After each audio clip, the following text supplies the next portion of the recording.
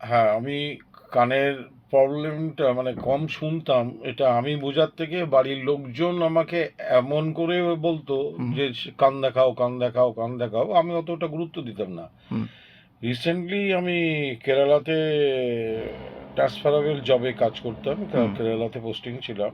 আমাকে উইকলি 3 বার meeting attend করতে হতো। হুম, সেখানে গিয়ে আমি দেখলাম যে ওরা এত আস্তে কথা বলছে যে এটা আমার কানে আসছে না, প্রশ্নটা কি তার উত্তরটা দেব বুঝতে পারছি না। হুম, তো যখন পাশের কোনো কাউকে বলছি এত আস্তে বলছেন, বলছে না তো ঠিকই বলছি, তাহলে আপনি দাদা কম শুনছেন, আপনি একটু কান দেখান। হ্যাঁ, তো যেহেতু ট্রান্সফারেবল সার্ভিস একটা যদি প্রলং ট্রিটমেন্ট হয় এইটা চিন্তা ভাবনা করে, আর আমার সার্ভিসটাও বেশি দিন বাকি ছিল না, 6 মাস 7 হুম, মাস তা তখন আমি ভাবলাম না, এটা কলকাতাতে যখন আমি যাব আফটার রিটায়ারমেন্ট হুম, আমি এটা করব।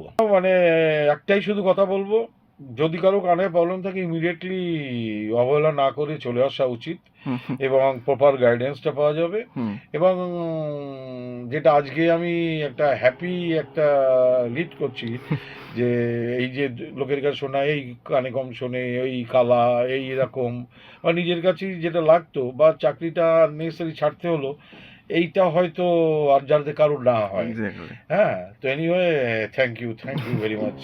মানে আমি হ্যাপি উইথ হিয়ারিং প্লাস এই এডটা নিয়ে। Thank you sir, thank you.